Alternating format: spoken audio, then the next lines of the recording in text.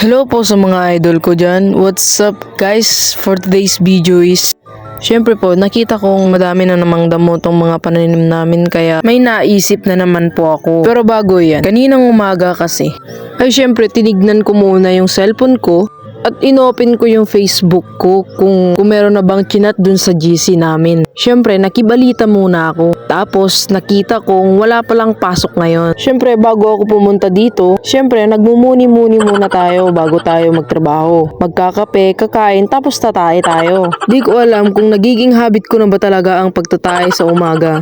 Pasensya na nga ho kayo sa mga kumakain dyan kung nanonood man po kayo. Tungad ko nga po pupunta dito sa taas. Nakita ko na nga pong nagbunga na po yung mga pananim namin. Kaya naman sobrang saya ko nga po talaga ngayon. Kasi syempre sino ba naman yung hindi masaya kapag nagbunga yung mga pananim nila. Pero bago ang lahat, syempre pinagmeryenda ko muna yung mga pigi namin at sisimulan ko na nga pong magsipsip sa mga damo sa mga pananim namin. So ayan nga po, kanina ko pa po yan nasimulan at di ko lang po naipakita sa inyo. Sa mga hindi nakakakilala sa akin dyan, ngayon pa lang kilalanin nyo na ako.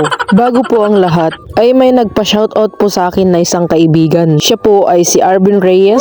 Shoutout sa'yo bro. At ito na nga ang topic natin ngayon. Bakit nga ba ako marunong magtanim?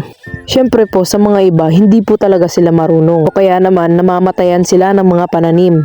Bata pa lang ako ay tinuturuan na akong magtanim. At the age 14 years old ay sinusubukan na akong turuan ng mama ko kung paano magtanim. May iba't ibang klase po talaga ng pananim na kailangan mong matutunan kung paano siya itanim. Hindi po talaga basta-basta ang pagtatanim po. Sa mga paniniwala po talaga natin, di ko alam kung totoo yun. Yung kapag pumalamig yung kamay mo at nagtanim ka, mabubuhay daw po yung pananim mo. At saka kung mainit daw po yung kamay mo, mamamatayan ka daw ng pananim. Wow. Totoo nga ba yun? Based po sa experience ko, talagang mamamatayan po talaga tayo ng pananim kapag hindi po natin inalagaan yung pananim po natin. Syempre, nagsadot-sadot ka nga mang sibog da kita mulam, anyang roti mapasamak kanya da, di maksot da. At isa pang bagay na pwede mong malaman, kailangan mo din po ng lagyan ng fertilizer yung mga pananim mo. Like abono po, pwede po yun. Kung meron po kayong tae ng baboy, tae ng kambing, tae ng isda, ilagay nyo na po. Nang nanguro na din po sa mga lugit ng manok, maganda po silang fertilizer ng mga pananim po natin. Nakadepende po talaga sa atin kung paano natin alagaan o diskartehan yung mga pananim po natin.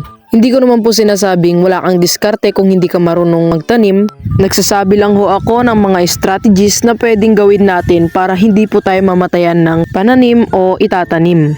Syempre po, kasama na rin po dyan ang pagsipsip ng damo para malinisan po. Kung sa pag-aabono naman, huwag kang mag-aabono kapag umuulan. Okay lang kung umaambon. Dapat po, matirik po yung araw para mas madali pong matunaw o bumisa po yung abono natin. Isa pang kaalaman, huwag po nating ilalagay yung abono sa puod niya. Dahil pag linagay mo at linapit mo yon, siguradong maksot yan. Syempre, ilayo lang po natin ng kahit mga 3 meters. Syempre, biro lang.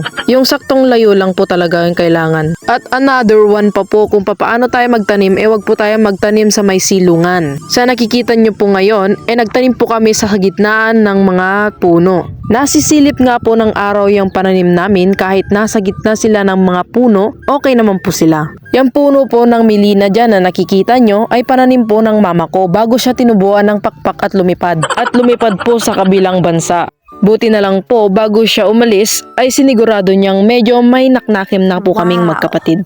Kung nakikita nyo man po yung kamatis po dyan na may sigkat po ng kayo at saka bislak, syempre kailangan din po nating sigkatan yung kamatis natin pag magbubunga na po sila. Kapag po kasi hinayaan po lang natin sila na dumiso po sa daga, baka igasin po yan. O kaya naman po ay hindi maayos yung pagbubunga po nila. At hanggang dyan na lang po ang ating Rebisco Crackers. May pasobra dahil special ka.